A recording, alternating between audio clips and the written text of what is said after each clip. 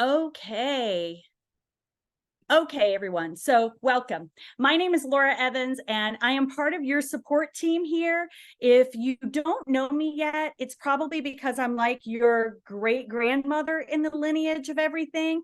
I enrolled Sarah B. and Dr. Lindsay Elmore and many different other people that are part of our team. And we have a little kind of leadership get together on Thursday nights, once a month, the first Thursday of the month. So we were talking about having special guest speakers at this leadership get together that we have, and we identified our special guest that I'm going to be introducing to you in just a second. And then I had a call with some of our leaders, and I just want to call them out by name because these leaders represented our core values here at Amari so well. They represented, love, integrity, innovation, service, and humility, and they did it in action. Like it's one thing to do it by word, but it's another thing to do it by action. And what I mean by that is they said with me and our discussion, hey, this speaker is too good to keep just for us. We want everyone that wants to be on this call, all of our team members, to be able to hear his message. So you can thank them for doing that. I'm going to give you the names of those leaders in particular: Paige Champagne, Rosie Crescitelli, Jazzy Will, Suzanne Saragusa, Raquel Kahn, Sarah Atherton, Laura Smith up in Canada, Tracy and Ken Longenecker. These leaders came together and said, you know what? We're not going to just keep this speaker to ourselves for our own little leader call. We want everybody to be able to hear from him. So thank you, ladies. Thank you so much, y'all, for leading by initiative like that. I really appreciate it. And for those of you that are leader and above, our special guest was so kind to do a little backstage Q&A tonight. After this call is over, you get an invitation as a leader and above for a backstage Q&A, and you should have gotten that link from us. If you didn't, and your leader and above, reach out to your diamond or just say it in the chat. I need that leader and above link, and I'll make sure that you get it.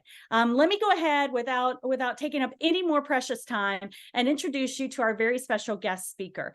So I'm going to tell you my own personal story. Here's what I love about him. What I love about him is that his reputation preceded him. And, sometimes when people say that, you're like, they got a reputation, but this was a good reputation. We are from the same area in Central Virginia, so we know a lot of the same people, he and I do, but we've never been in business together. We've never built a business together. And he's got this extraordinary record of 3 decades of entrepreneurship and building successful business. And not just building successful business, y'all, he builds people. He knows the power of relationships and people. And so I knew about that. Like I knew that he was kind of famous for, building these franchises locally and expanding. And he was famous as the #1 income earner at big companies. So I knew about all that, but we had not had a chance to meet. And when we did have a chance to get together, he's just so humble and so kind. And what he wanted to talk the most about is my family. And we just really connected as parents. He's a father. He and his wife have 5 children. I've got my 4 kids. You guys know the story with my family and my kids. In fact, all of you that are on this call, it's because of the work that you do at Amari that you're part of paying it forward to the Willowfield Foundation so that we can provide mental health therapy scholarships for kids that have been abused and don't have access to it. So thank you for that. And every time we interact, he asks, how's your family doing? What's going on with your family? How are the kids doing? And whenever I tell him about, this one's got that going on, this one's got that going on, he's the first to say, you know what, if I can ever do anything, like if I can, be on a phone call, or if I can ever just be another voice in their life to help support and encourage them. And guys, that means so much to me because, our families are everything to us, and business is a vehicle, but the relationships that we build and people that care about our families just have a deeper connection with us. So I am so just honored to be able to introduce you to someone that I am so grateful to call a dear friend in my life, and someone that I am happy to support in all kinds of ways because of the good work that he's doing and what he's teaching. I'll give you the official bio about him. Many of you know his book. Some of you might even have his book on your desk with you tonight, holding it up. He is a best-selling author. We love this book. It's the perfect size to grow from. Courtney's got hers. And he's a global keynote speaker. You know, a lot of times when people are at big conferences that they pay thousands of dollars for, they'll text me, hey, Darin Kidd's my favorite speaker. And it's just so cool to hear and so amazing to hear. He's an executive trainer and he's a business growth consultant. He's been featured in top magazines like Success and From Home magazine. He spoke alongside business gurus like Grant Cardone and Les Brown, John Maxwell, Brian Tracy, and Mel Robbins, just to name a few. So this is the league that you are in tonight in this special room with us with this speaker. Like I mentioned, he's been an entrepreneur for 3 decades and has built all different types of businesses, spoken to audiences as large as 25,000 people and growing. And he's just absolutely renowned in this marketplace for helping people understand that they too can be successful and that this is for them. So my friend, please welcome my friend, Darin Kidd. And Darin, I'm going to make sure I get you unmuted here. I gotcha. I'm going to put you on the spotlight, my friend. All right. Well, listen, yes, my head is shiny, but can't do much about it. So if you had to put on sunglasses, it's not going to hurt my feelings. I was trying to turn down the light just a tad. And like I tell my wife, I look much better in the dark. The farther away you get, the darker it is, the better I look, right? How about that? But Laura, thank you so much for that awesome introduction. And I'm going to put it on the gallery view because I want to see all your beautiful smiling faces. So if you can turn on your camera, I would love to see your faces. I want you to interact with me. That gives me energy as long as you're fully clothed. Okay, that's all I ask because my ADD, ADHD, ADT, all the crazy things I have, that would be very distracting. Because a friend of mine, they had a Zoom here just a while back. And some dude decided he just wanted to take off all his clothes and walk back and forth in front of the camera. And I'm like, nope, we don't need that. Right. So as long as you're clothed, I'd love to see your face. How many of you heard there's a really good looking dynamic speaker going to be on here tonight? Anybody? All right. Well, he couldn't make it. So that's why Laura asked me. So you're stuck with me. But yeah, I love to have fun. I guess my last name kind of fits that, right? Kid. I'll always be a kid no matter how old I am. I got dad jokes for days, for sure, you know, with 5 kids, which that's probably the first thing you want to put in your notes. Be very careful. If you work from home, you can have a bunch of kids. I'm just telling you that right now because you get bored when you live out in the country. That can happen. But I know you all know that you're extremely blessed. And when I met with Laura here for, you know, a cup of coffee in Lynchburg, Virginia, and we have a lot of the same friends, and just hearing her heart, you know, and all of you agree, she is a servant leader. All she talked about was all of you. She drove straight to my office, bought a box of 100 books because she wanted to invest in you. And I know she also gave some other names, and I won't try to name all the names, but you're very blessed to have a whole group of leaders that are servant leaders that care about you, that want to help you achieve your goals and your dreams. And that's exactly what you want, right? And so you're very blessed. So thank you for the opportunity. I do not take this lightly. When someone asks me to come in front of their organization, like that's a big deal for me because you're messing with their money. You're messing with their family. You're messing with their lifestyle, their freedom. And so I don't take that lightly. And so what I want to do tonight, I want to help shave decades off of your learning curve. And I want to share with you my story. Now, she said all the great things about my story. That's not the most exciting part, right? Now I'm going to give you the most exciting part. The most exciting, and you know, I really appreciate those things. It's very humbling to hear that, but I always can't wait until they get past the introduction because I'm like, no. They got to hear the other part of the story. Because if you just hear that part, you may be like I was sitting on the other side going, well, I could never do what they're doing, right? Well, good for them. That doesn't pay my bills. I don't know if anybody's ever experienced that, but at first, sometimes the success stories, they motivate you. and then later on they tick you off, right? Like, congratulations on your brand new car. When I walk out, I'm going to key it. No, you wouldn't do that, but you thought it, right? You thought it because you're frustrated. But here's the story behind the story. I dropped out of college after about, and by the way, I'm going to hit you with a million things tonight. Not a million, but a lot. I'm going to hit you with one-liners. I'm going to talk fast because I want to get a lot out. She is recording this Zoom, and my encouragement to you is listen to it a minimum of 5 times. Minimum. And I learned that secret from the late billionaire Paul J. Meyer, who had 40 companies in 60 countries that did billions of dollars in sales. He paid for 1,000 kids a year to go to college. He gave away hundreds of millions to charity. Even though he passed away well over a decade ago at 80 some years old, it still continues to give. One of the most amazing people I've ever met in my life. And I remember he would bring us into Salado, Texas, about 40 of us, and he believed in making the strong stronger, exactly what you're doing tonight. Make the strong stronger.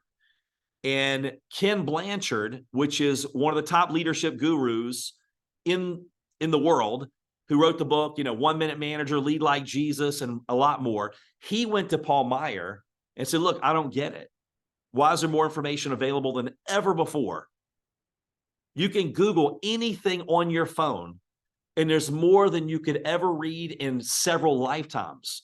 Health, wealth, finances, relationships. But yet, why are there more people struggling with all those areas? And Paul Meyer told Ken Blanchard, he goes, that's easy. They're missing the magic ingredient. The magic ingredient, if this is all you got off of tonight, this will change your world. And by the way, I shared this in a group on the same stage as Les Brown, #1 motivational speaker in the world, Dr. Amen, #1 brain health expert in the world. Let's see, who else was at that one? I don't know if Brian Tracy was at that. Oh, Mark Victor Hansen, Chicken Soup for the Soul. And the feedback, it was crazy. I wasn't expecting it. They go, the most powerful thing, Darin, we probably learned the whole weekend was the magic ingredient, because we realized it's so true. It's called spaced repetition. Spaced repetition. Has anybody done martial arts before? Any type of self-defense? Anybody? All right, so I've done something pretty much my whole life, and I could show you how to do some basic self-defense moves. It could be just putting up your guards. It could be how to punch, how to elbow, whatever. And let's say that you look like a pro. You practice for about 30 minutes to an hour. You walk out, you're feeling good. And yet tonight you go out to dinner with your family. You're walking back to the car. A light is out and someone jumps out from behind a tree and they're going to try to strike you and then rob you. And instead of doing something simple like pivot or just put your guards up, you scream and throw your hands out to the side, the complete opposite of what we practiced earlier. Why is that? Why is that? It's muscle memory. I'm going to answer it for you since we're the time's sake. It's muscle memory. You have to rep your mind like you rep your muscles in the gym. It takes about 10,000 reps before it becomes muscle memory. Somebody swings at you and you automatically, you don't even think about it. You know how to defend yourself. And I learned that from a friend of mine who fought in the UFC. Over 50% of what you retain is after the 5th time that you hear it, you see it, or you read it. Over 50% of what you retain is after the 5th time you hear it, see it, or read it. Have you ever read a book more than once and you go, did they just add some chapters and pages to the book? Like, I never saw that before. Or I'm listening to an audio for the 5th time. You're like, oh my gosh, did they go in and re-record the audio, the podcast, the YouTube video? I didn't hear that before. It's not that the information is changing. You are changing. So if you go through and you read my book, it talks about you're getting learned knowledge right now, right? You're learning, you're taking in information. People say knowledge is power. That's a lie. Knowledge is potential power. There's a lot of broke know-it-alls, as my friend Rob Sperry says. You can know a whole lot and don't do anything. It doesn't help you. So you have to learn knowledge. Then you go out and you're going to put it into action and you're going to mess up. You're never going to feel ready, ever. I never feel ready. but you're going to fail forward. People go, oh my gosh, I'm going to make a mistake. I'm going to be bad. Yes, you're going to be bad before you're good. So my philosophy, my attitude is, look, if I'm going to be bad before I'm good, I want to hurry up and get it out of the way.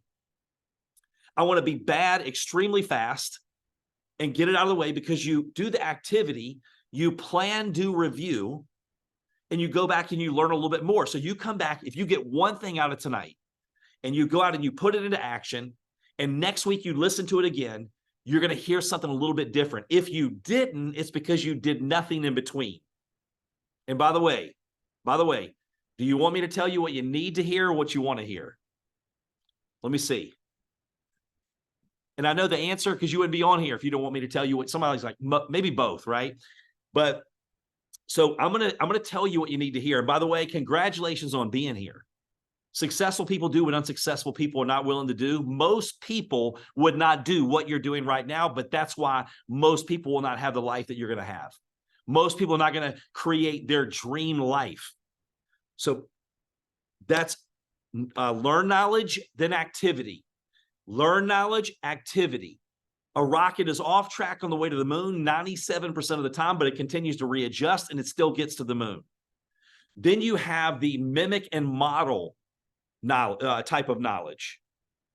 Everything that we do, good or bad, duplicates with our kids as well. And unfortunately, the bad duplicates faster than the good. So we have to make sure that the master copy is worth duplicating. When a mentor of mine said, Darin, you're making exactly what you're worth, right? You don't make what you want, you make what you are. If you want to make more, you have to become more. So continuing to work on you as hard as you work on your business. And then you have the teach it forward. If you're learning tonight with the intention of, hey, listen, I'm going to take notes as if I'm going to have to do this training to a whole group of 100 people an hour later, how would you take notes? You would be very intentional with your note taking. But with this profession, here's the challenge. We lead a voluntary army, which means most people won't do it. When I had my frozen yogurt franchises, you're like, oh, frozen yogurt, that's a pretty simple business. That's what I thought too. It's a good thing it's a good thing I had no hair before, because I wouldn't have had it afterwards. We had 300,000 in one of them, 400,000 in another one. We had 5-year leases for several thousand a month for a little over 1,000 square feet. We had the walk-in cooler went down one day. That was $8,000 to fix it. The air conditioner went bad at the same time. We got robbed, did $10,000 in damage, and would have probably murdered my mom if she'd have been a little bit earlier to work that day. We had a manager that we trusted probably stole 50 to 100 grand from us. Well, if you invest that type of money and you're getting it back one little cup of yogurt at a time, like, you're in it to win it. There is no quitting. If they say jump on a call, jump on a Zoom, fly across the country or to another country, you do whatever it takes. But because this business is so easy to get in, how do you get in? I'm in. But how do you get out? I'm out. What's easy to do is easy not to do. So tonight, I'm going to share with you where I was in my journey, some things that I changed that completely changed my world. So I went to college for 1.5 years and I quit. I'm like, well, dang, my business professor's never had his own business and my health professor's not even healthy. Like, how does that work? If you buy people's opinion, now I believe in education. I've got 3 kids graduated college. One is sophomore college right now. So I'll have another one going to, so it's not that I don't believe in education. I have a little different perspective on it than most people, but I'm like, how are they going to teach me to have what they don't have themselves? It's like you tonight coming on here. If I said, listen, tonight's training is totally dedicated to my top hair care tips. I'm going to tell you exactly how to have great hair. You're going to disconnect and you're out. It's the same thing. But we ask our broke friends who have never had success in business, that have never done anything, their advice. Who cares? If you buy their opinion, you buy their lifestyle. When I stopped listening to people that had the same problems I had, started listening to people that had the solutions and the life that I wanted, my entire world changed. Are they going to talk about you? Yes, they're going to talk about you. But here's the secret. Here's how you have no one talk about you. I'm going to give it to you right now. You never have to wonder again how to not have anyone talk about you. Don't have anything. Don't do anything. Don't be anything. Live a life of insignificance, because dogs do not bark at a freaking parked car. You might as well, when you stick your head above the crowd, they're going to start swinging. So I quit. I wanted to make some money. The strength coach at the college, I'm like, dude, I only weigh 142 pounds. I want to put on some muscle. What do I do? He's like, I'm glad you asked. He introduced me to network marketing, like 18 years old. I failed for 7 solid years. That's the real story. I got to the point at 25, I'm bankrupt. My car's repossessed. I'm on Medicaid. I'm applying for food stamps. I'm on antidepressants because I'm depressed. When you can't feed your family, you can't support your can't feed your kids. You can't support your wife. I couldn't keep a job. Our house.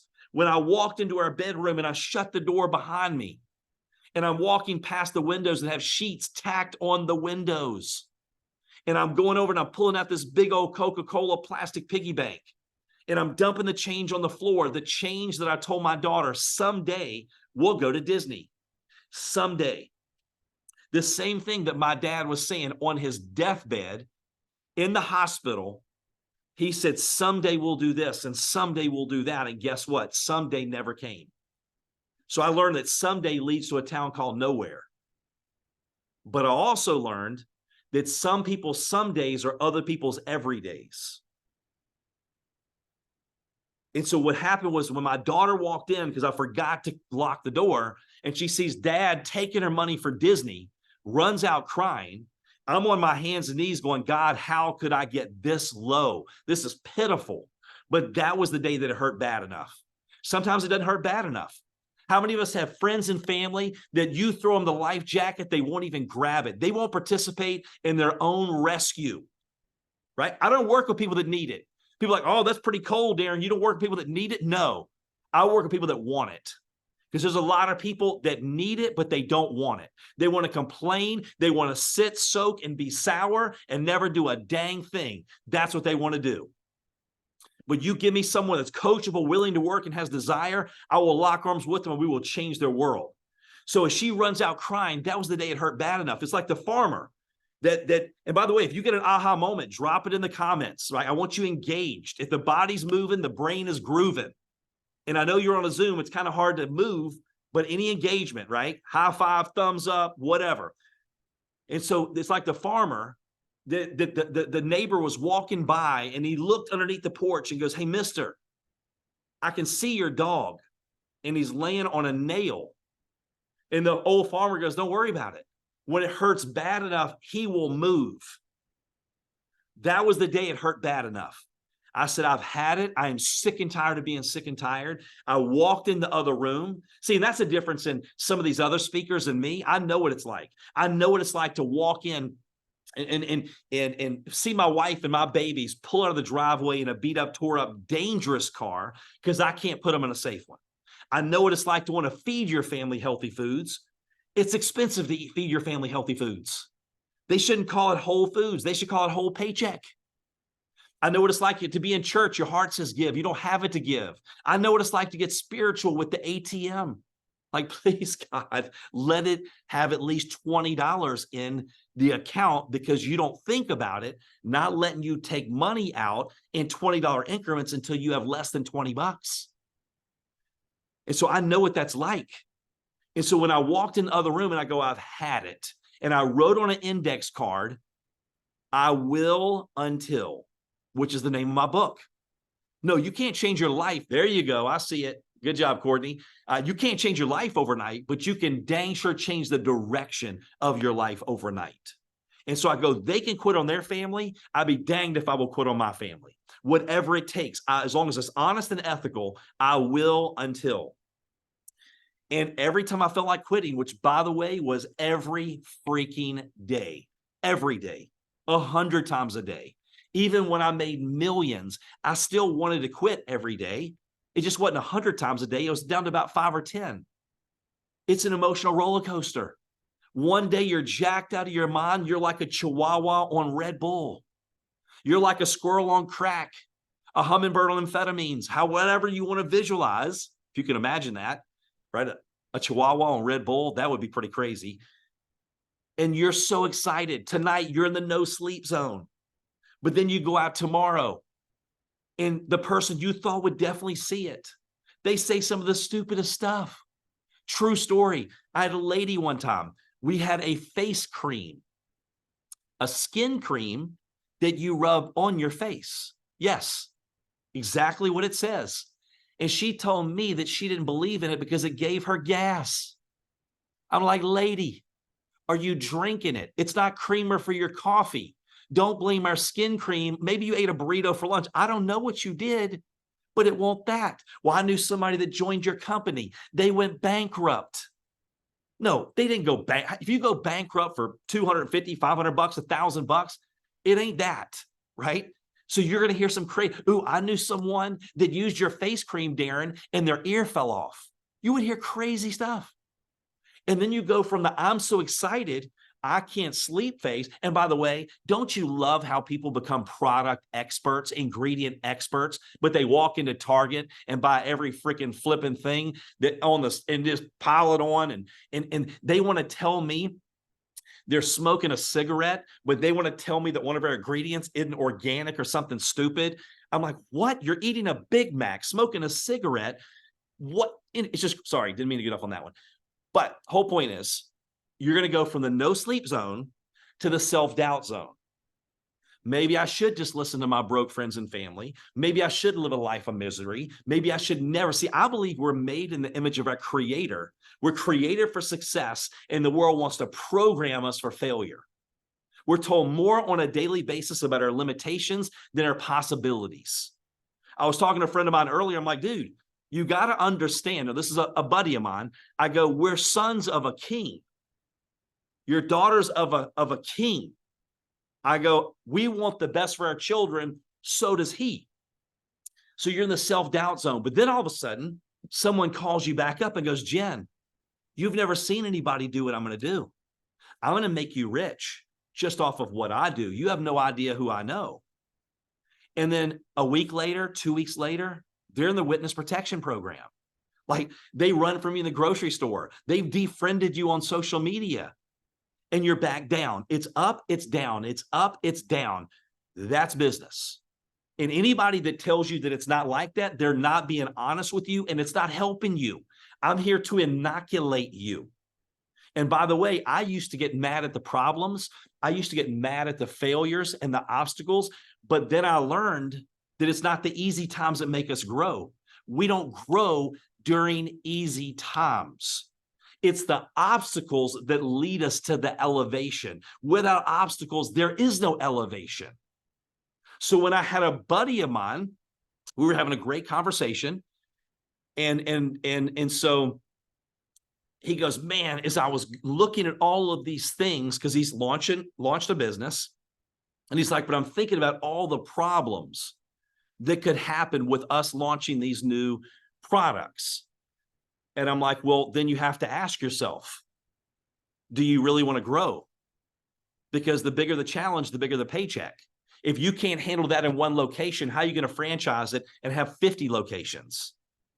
And I'm like, don't look at it as a negative. Look at it as hate, because the way you think controls how you feel. How you feel determines how you act.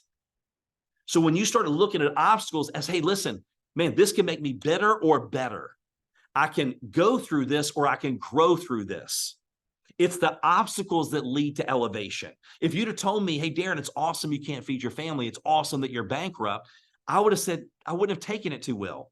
But looking back, it was those things that formed me. Is those stories that you probably enjoy right now. Hey, it's awesome hearing that Darin suffered. It wasn't just all of a sudden he's being interviewed by Grant Cardone. All of a sudden I was sitting in the back of a room. They were getting ready to repossess my car. I was hiding my car, which I did a good job because they didn't get it until afterwards. But I drove all the way to Nashville, Tennessee, and I slept in my car. I was sitting on the back row, and I was having a pity party for myself.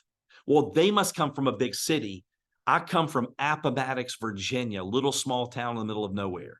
They must have a college education. I have a lack of education. They must be a great public speaker. I'll pass out in front of 5 people that I know back then, right? But when a speaker said, look, can you get a little bit better today than you were yesterday? I'm like, well, that's the first time I've heard something that I think I can do. I can read, even though 10 pages of a good book, I remember him going, can you read 10 pages? I'm like, well, my mind wanders. So if I read 10, I don't remember what I read on 9. Anybody else relate to that one? This is a true story. I'm embarrassed to admit this, but it's true. Ask my wife.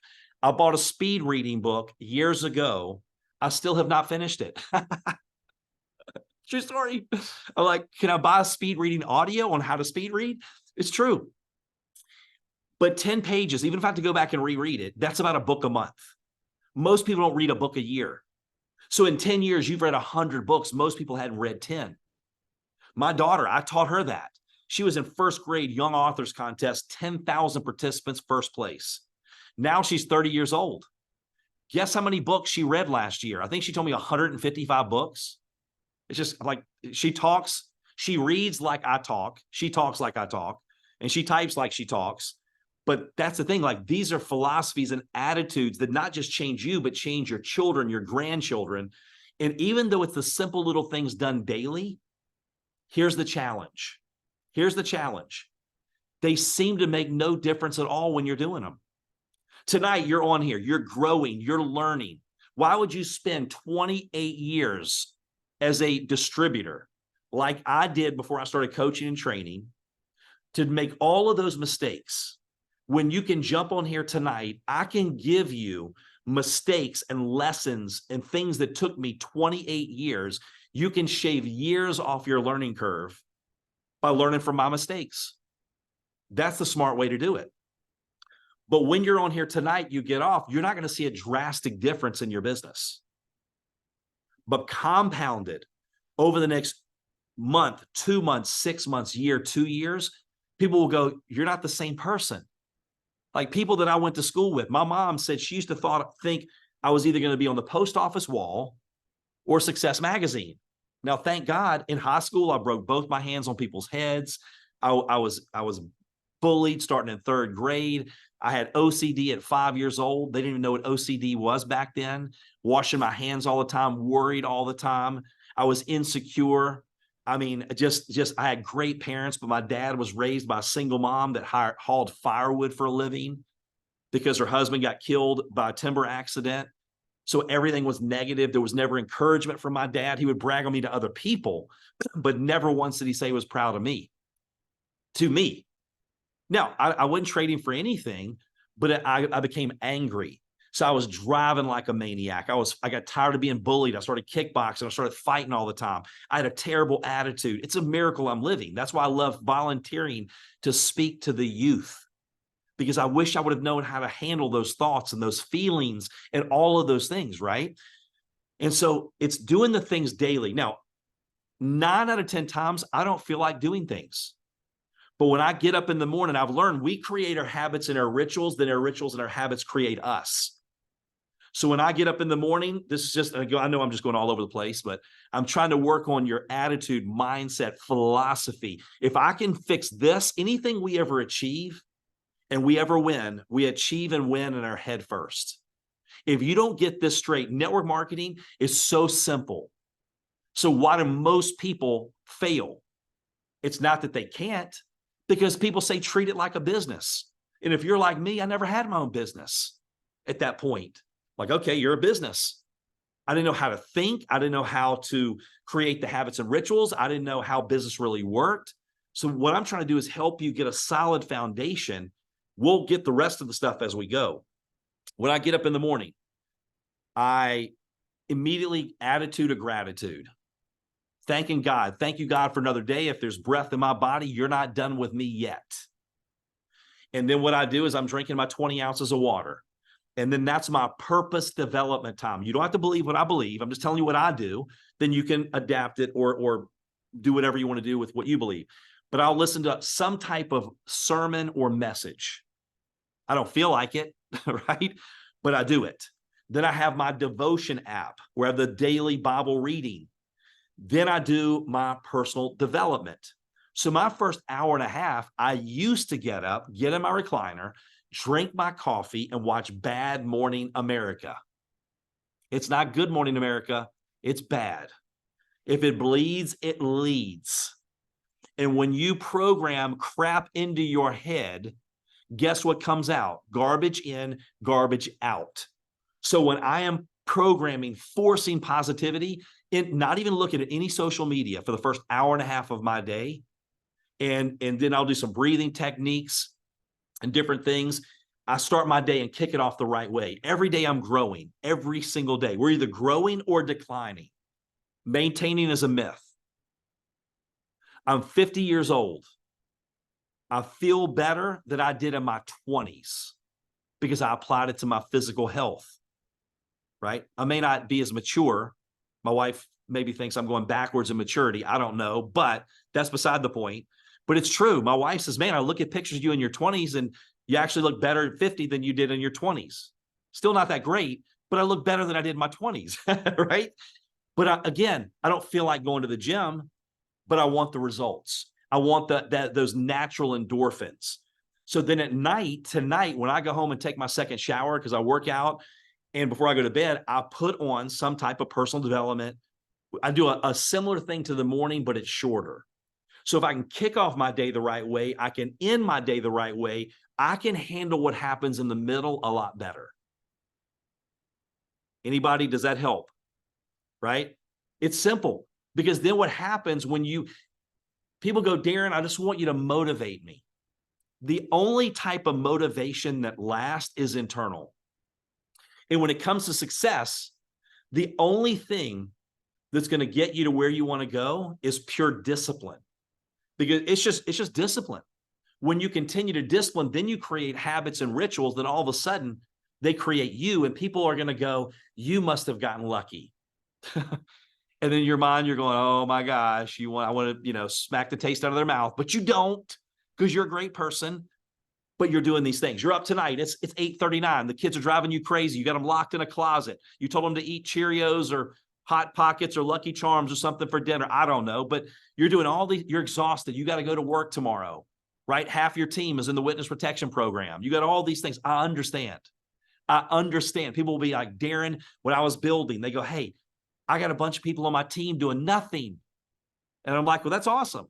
Because the only difference in your team and my team, if my check is bigger than your check, is I have more people than you do doing nothing.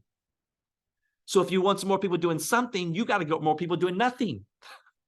Right? All right. So what happened was at 25 bankrupt. Then I went out and I became a six-figure earner. Hit the top of a company, top 10 recruiter, top 10 retention out of hundreds of thousands of people, sold thousands of personal customers with no social media. But then, and that's not to impress you, it's just to express to you why these things are so powerful. And then what happened was things started changing with social media. I hired one of the top YouTubers in Forbes. I hired one of the top social media people in Forbes. I'm just a sponge. I want to grow. I was talking to a top money earner in the whole profession the other day. He's like, Darin, you're the first person I ever saw that started branding themselves. And because I knew the same thinking and behaviors that got me to where I was not the same thoughts and behaviors that got me to the next level. Now, doesn't mean I'm recreating the wheel. Basics create wealth in network marketing, not the fancy stuff. But the point was, the biggest shift was my mindset. My mindset. I'm going to give you some things to kick off the month and to crush the end of the year. So here's what happened. This is pretty crazy. I had a 40-month window with some of the things I'm going to share with you. 40 months. I made more income, more sales, everything than if you would have taken the prior. You could have taken 40 years prior and combined it. And I still did more in 40 months. And they're little teeny shifts, little teeny things that seem to make no difference at all in the act of doing them that compound. And so let me give you a few of those. Well, let's just start giving you some examples, because I know we're running toward the end of time. I can't believe it has gone this fast. Well, I'll tell you what, let me go over one more thing with you. Then I'll show you how to kick off your month and some tips on closing the year. Does that sound good? If you're with me, give me some thumbs up. Let me get a little sip of water. All right. Because we have limited time, here's what I want you to do. When the billionaire Paul Meyer told me, Darin, I want you to do a dream board. I remember years ago thinking in my mind, I didn't say it out loud, are we a child? Like, why would I do a dream board? Like, I mean, but I'm like, wait a minute. It's his private jet that I'm flying on, not mine. It's his house in the Cayman Islands. It's not mine. He was the one that went from having a speech impediment at 19, being fired from 20 different jobs, having 40 companies in 60 countries that did billions. If he says do a dream board, I'm doing a dream board. And the reason I encourage you to really think about what's most important to you in your life right now, like, why are you in the business? Look at Helen. She got her dream board. You go, Helen. Proud of you. That's awesome. Because your brain does not know the difference in reality and what you tell it. We think 70 to 90,000 thoughts a day. The majority of them are subconscious. So by the time we're 35, we are a programmed robot. We get up about the same time every day, brush our teeth the same way. Like, our subconscious makes more decisions than our conscious mind. And so there's a thing called the reticular activating system, the RAS for short. Let me give you an example. You never noticed how many cars are on the road like the one you're driving until you bought it. They were there before. But your brain is designed to block most of the things out, or it would drive you crazy. The next time you're on a Facebook page, just stop and look at everything around it. You're like, whoa, I never paid attention. If you were in Starbucks and you heard every conversation, every sip of coffee, every tapping on the computer, it would drive you insane. So you have to tell your brain what you want, and your brain wants to be right. If you go, I can't recruit, hold on a second, let me dig into your subconscious folders, and it throws into your conscious mind, you're right. Here's all the reasons that you can't recruit.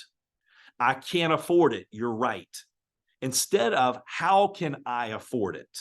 How can I recruit? Then it goes to work and it gets creative. So here's what's fascinating.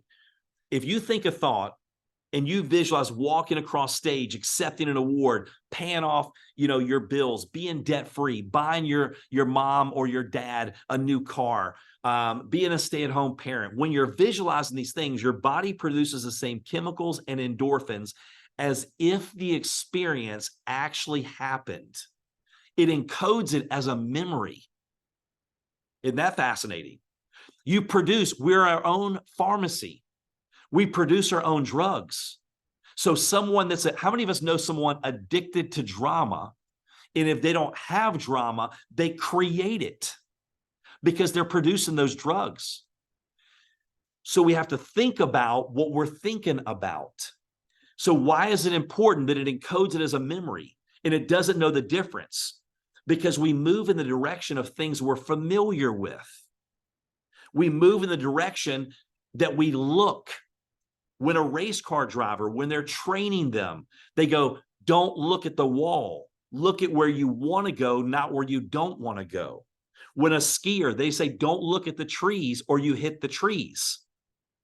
So with us, what gets our attention gets us. What you focus on, you attract. You move in the direction that you're looking.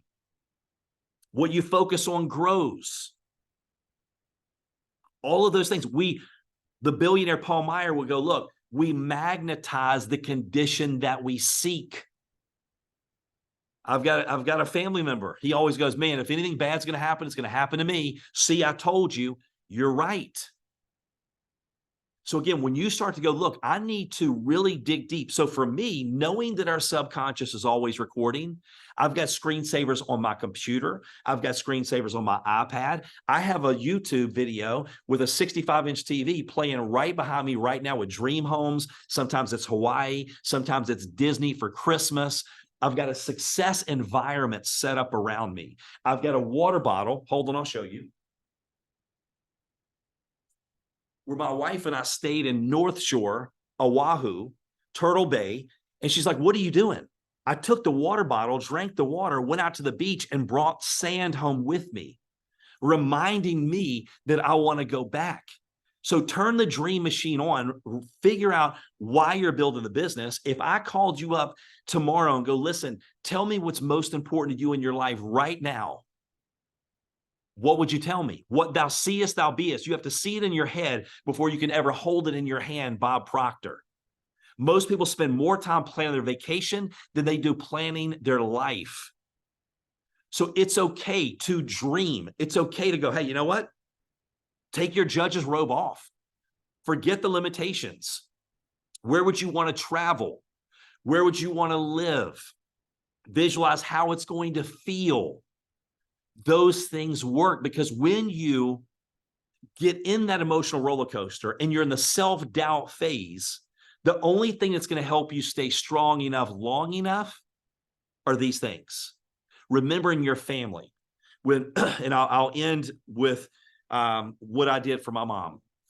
All right, so that's your thoughts create your life. And where you place your attention, you place your energy. And where your focus goes, energy flows.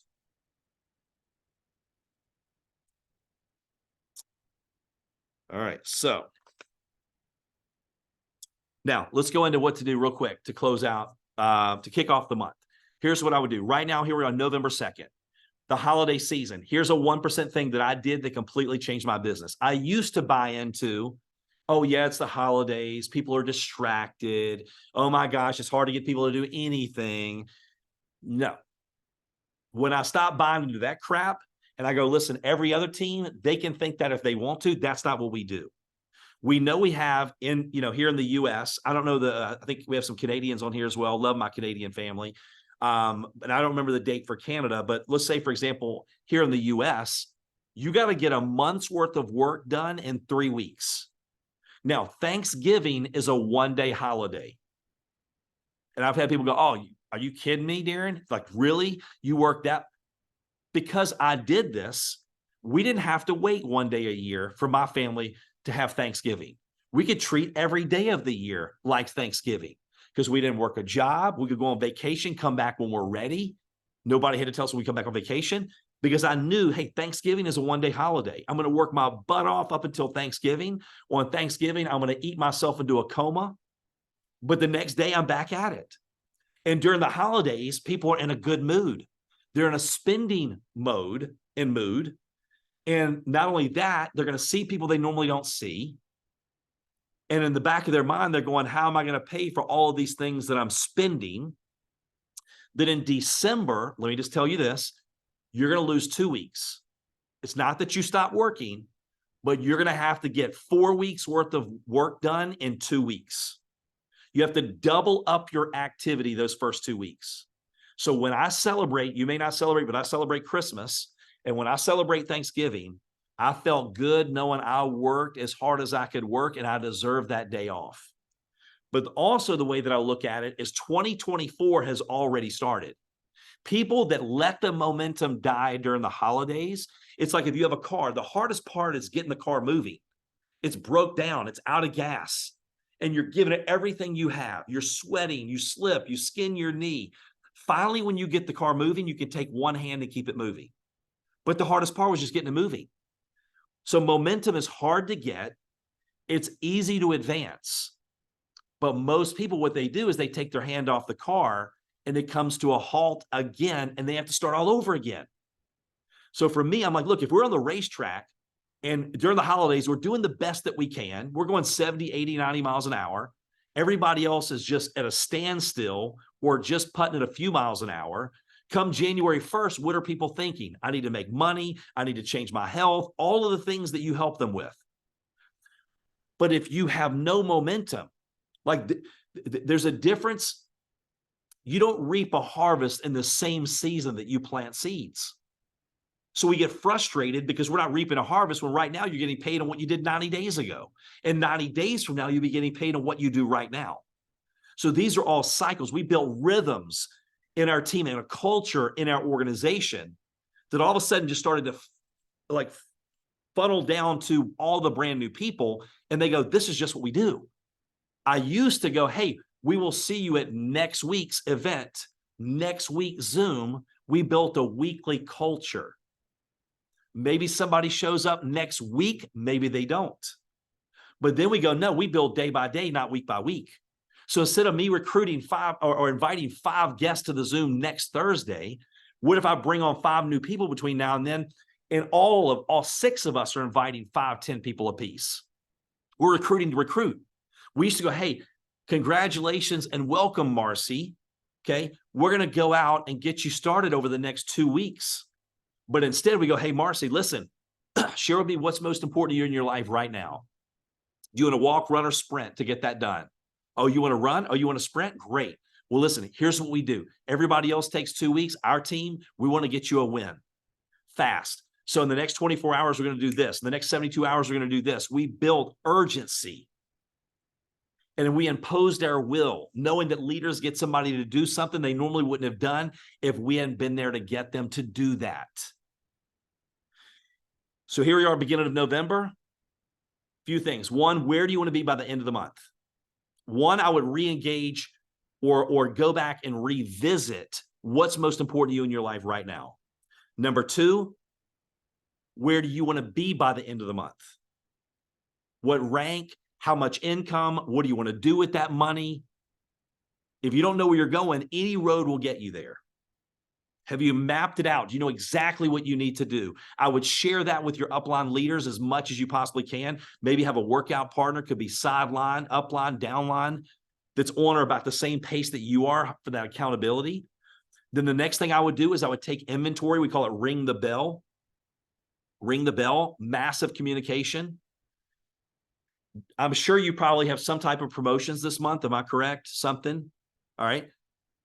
A week from now, if I call through your company, I'll guarantee a majority of people don't know what the promotion is. And I'll guarantee you this, if they do know, they saw the email, they don't understand what it means. And I'll bet you this, they don't know what it means to them. So all of a sudden, if I call up Laura and I go, hey, Laura, listen, I'm looking in the back office. Last month, man, you had this happen. This month, you have the potential of this. Do you know about the promotions? Do you know about the announcements? Do you understand them? Do you know what that means to you? Is that something that you want to do? Now, Laura may go, hey, Darin, I'm going to a private island. I won't have internet access or phone for the whole month. That's okay, right? I can't make my goals her goals. But so what I'm doing is I'm taking inventory. But if she goes, no, Darin, thank God you told me that. I've been so busy. I've been distracted. I didn't realize that's what that meant. Yes, that's something I want to do. So then the next thing I do is I map it out on a piece of poster board, on a notepad, on a whiteboard. So all of a sudden I go, okay, well, Laura wants to do this, and Marcy wants to do this, and Jennifer wants to do this, and Suzanne wants to do this, and Stephanie wants to do this. And that is the potential growth of my organization through this month. Now I know where to place my attention. I'm going to walk with the walkers, run with the runners, sprint with the sprinters, and that's the potential growth. And the last thing I would do is I would take and make sure that you lead from the front. Never ask your organization to do something you're not willing to do yourself. I would rather watch a leader than listen to one any day of the week. A buddy of mine, we started the exact same day in the exact same company. He had terrible people skills, just being honest with you. He had never struggled with money. He didn't know how to relate to people that had struggles. I would get excited. I would be in phase 1, which is recruiting and getting customer getters.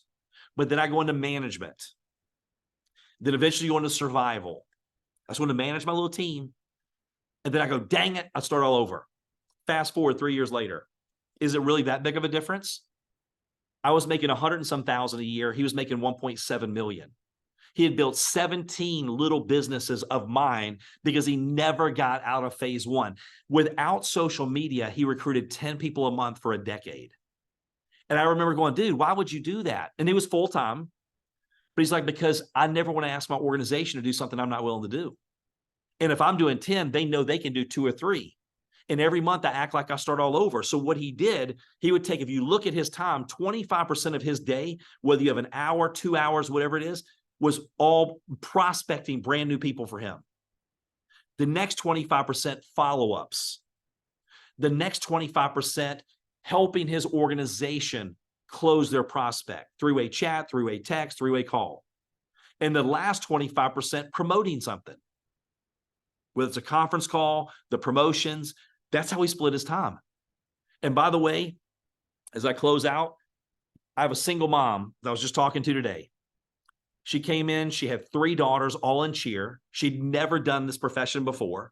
She was coachable, she was hungry, she was willing to work, she had that desire.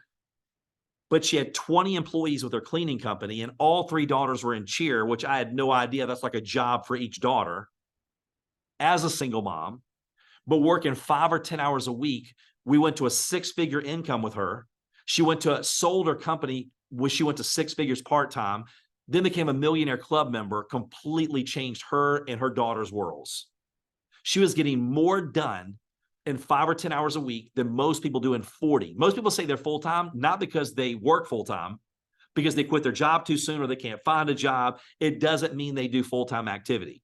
But if you I had somebody, they go, well, it's one time they go, Darin, well, business is not working. Well, how many people did you talk to this week? How many brand new people? Well, I reached out to 5. Really? So even if you call them old school, you talk long, which you talk wrong, you did 5 minutes apiece. That's 25 minutes. What did you do with the other 575 minutes?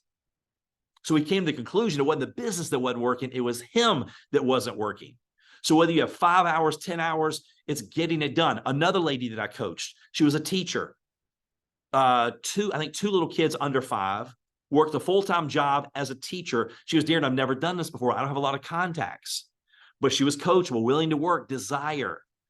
First 2 weeks, she reached out to 150 people a week. Then she went to 10 or 15 a day.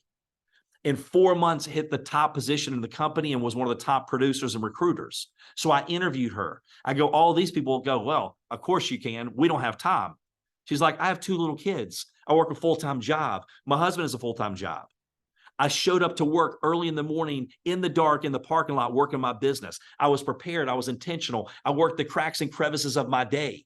I got home, got the kids in bed that night. After dinner, I worked a little bit more. I averaged 2 hours a day, 6 days a week, and I took 1 day off. She worked 12 hours a week and hit the top position of the company. So it's making all of those little intentional moves. My last thing I'll say to you as we go over to the leadership training is that here's the mistake that we make. The last few years have been the most challenging years of my entire life. I'm just being honest with you.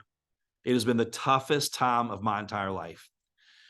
My nephew, I was out in Dallas, I was speaking, middle of the night, the phone rang. All I could hear was somebody screaming and crying.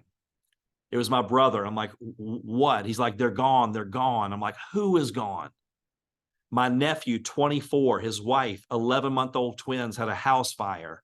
My nephew and 1 baby did not make it. My mom, I'm a mama's boy. I told my mom when my dad passed away, I go, look, as long as God puts breath in my body, I want to make sure you're taken care of. See, people saw me hit the top position in a company. What they didn't see, I built a whole second position to the very top. That's not to impress you, but to express to you, when you put other people in your goals and dreams, you'll work so much harder for them than you will for yourself. And so I built her a 6-figure business. I talked to her 2 or 3 times a day. She hadn't been on vacation in a while, and she was the #1 salesperson at a big furniture place up here in Lynchburg. And she goes, hey, the family wants to take me on a girls' trip. But I don't feel comfortable driving to North Carolina. I'm like, Mom, we got you. We'll take you down one weekend, bring you back the next. And we did. And she got COVID. And she was 9 days out of COVID, and her heart went to AFib. And again, I'm a mama's boy. Talk to her multiple times every single day. Go by and check on her at work. And I go to the hospital Monday. In my opinion, they gave her this drug. People told me, warned me. I didn't listen. Shut down her kidneys, flooded her lungs. Friday, they go, her lungs are destroyed. If she lives, have a trach, a feeding tube, nursing home. And for 3.5 weeks, she went through hell. And I had to make the decision to pull the plug. And I went in and I'm holding her hand, and we got praise and worship music playing. They unplugged it and she passed away. And they walked over and handed me a printout of her last few heartbeats. And I'm not telling you this to depress you. It's to encourage you. When I looked at my mom on that table and I go, man, my mom is empty. in a good way. Like she loved people. She gave everything. Like she just didn't talk the talk. She walked the walk. You didn't have to listen to what my mom was saying. You can watch her actions. And when I'm sitting there going, man, if that was me, am I ready? No, I'm worried about what freaking people think still. I'm not giving all I have. We think, see, the mistake that we have, we think we have time. My wife's grandfather years ago passed away at 99. My mom was 67. My nephew was 24. The baby was 11 months. We do not know how much time we have, but I can guarantee you this, you treat every day as if it's the last day of our life, because one day we're going to be right. So now's the time. You know deep down inside right now if you're living to your full potential, and I'll guarantee you none of us are, counting me. So if not now, when? If not with this company, with who? Now is the time to go out and go all in. I don't want some freaking rock star, some athlete, some movie star being my kid's hero, my grandkid's hero. I want to be their hero. I want them to know my dad, my grandpa, he fought. I don't care how many times he got knocked down. He kept going forward. It didn't matter what the negative naysayers had to say, because you know what? They're going to be negative anyway. And last time I checked, their opinion didn't pay your bills. Their opinion didn't feed your family. Their opinion didn't put your kids through college. So you can tell them, hey, be positive or be quiet. Get rid of your stinking thinking and take a checkup from your neck up. Now's the time to go out. It's not going to be easy. It's easy to get excited right now when we're all together. We're all going the same direction. We're motivated. We're going to take the hill. But when you go out there tomorrow, you're by yourself, right? You get recognized in the light, what you do in the dark. So when you're out there and it's lonely and you feel like everybody else is having success and you're not, is it ever going to break? Man, God, am I being punished? When you realize finally, like I did, hey, it's not punishment. It's preparation. God knew that the version I was wasn't the version that I needed to go to the next level. And those obstacles are going to lead me to elevation. And my story, the test, will become my testimony. So I encourage all of you, make a decision to go for it. You can't count on, listen, if my sponsor in that company, the first company, he signed me up and disappeared the next day and never talked to him again. So your attitude has to be good. Look, I love my upline. I love my downline. I love my sideline. I love my friends and family, but I'm gone with or without anyone. So Laura, thank you for having me. I appreciate all of you. Hopefully you got at least one aha moment tonight. I cannot wait to hear the testimonials, the stories that come out of this group, because this group is going to go out, kick some butt, take some names, make a massive impact, help a lot of people. And I want to go, man, that was the night that I made a decision. I drew a line in the sand. Commitment is doing the thing we said we would do long after the feeling in which we said it in has passed.